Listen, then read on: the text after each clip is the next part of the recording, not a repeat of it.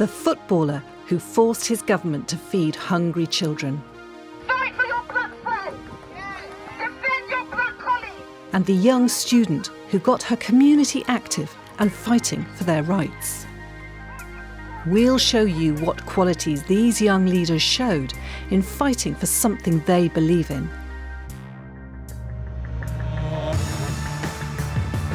Marcus Rashford in action for Manchester United. Not the obvious person you'd expect to help fight hunger and poverty. The COVID pandemic, children in the UK were sent home from school, and many poorer children no longer got free school meals. Marcus wanted to help get food to those that need it the most. He wrote a letter to the government calling on them to end child poverty. Unlike many in the British government, Marcus had come from a poor background. You know what families are going through now. I once had to go through that same system, and it's very difficult to find a way out. But now that I'm in this position that I'm in, it's very important for me to help the people that are struggling, and that was the main reason why the letter was written. Public support for the footballer grew. He became a leading voice in the campaign to end child food poverty. He got the British government to carry on giving free food to those that needed it, with the support of thousands of people. How did he do it? The personal connection that Marcus Rashford has to the cause is very important because of his strong belief and conviction that child poverty is not something that should be allowed in society. And because he has experienced it, he knows that this is a cause that is as important and even bigger than football. So Marcus Rashford's personal connection to the cause is important here, and we can see how that motivates him. Although there is so much you can get from being a footballer, there is a bigger cause in society, in this case child poverty, that is bigger than football. And he sees that as a vision and feels that he has a position in power to be able to influence that. So Marcus Rashford sees the bigger picture. He knows there are many children experiencing hunger like he did, and this drives his leadership. Marcus Rashford feels he's got a role to play in fighting child poverty because he's in a position as a professional footballer, and he has the vision and the honesty and simple way in which he communicates and drives that vision pulls people around him and creates a team spirit within the community, such that even politicians are challenged to try to do more. Marcus Rashford knows he has a role to play. His passion and commitment draws people to the cause, and his message cannot be ignored, even by the politicians. He's able to stay the course. Irrespective of what people might say or want him to do, he knows that he has to stay the course to be able to achieve his vision, because that is what he has been doing most of his life.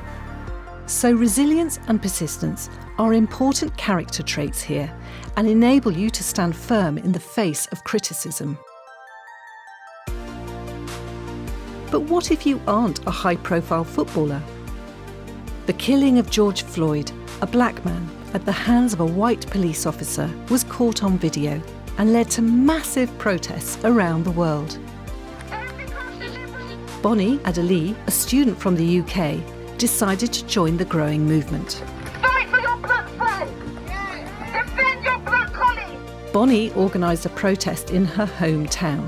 She set it up in just 2 days. So what were Bonnie's experiences of leadership? I didn't watch the video, but I felt the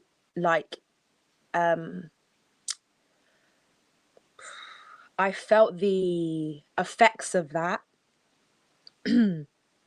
Sorry.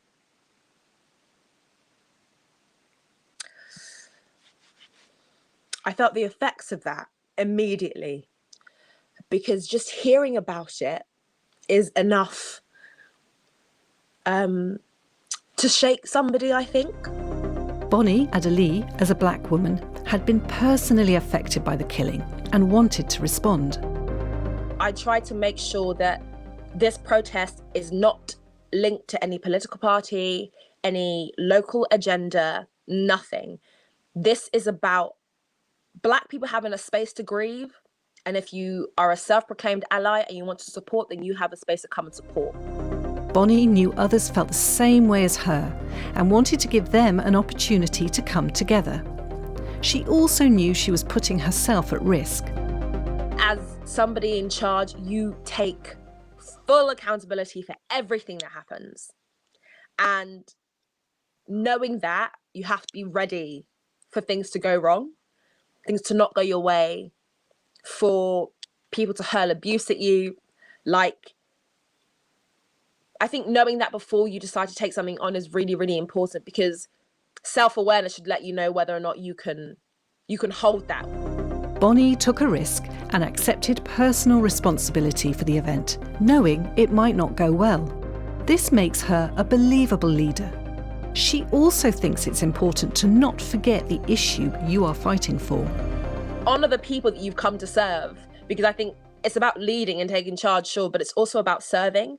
You're there to, I organised a protest, but it was to serve. It was to serve my community. I don't know how else to phrase that, but when you lead, you also serve, and that's there's a lot of humility that comes with that. I think I was, like I said, very humbled by the end of that protest, humbled to the absolute extreme. Bonnie says she was humbled. She didn't see herself as bigger than the cause. People are more likely to follow her because of this. So, to lead for a cause, you need to show your connection to the cause. You might need to take a real risk, and you should remember you are not bigger than the cause itself. Be humble.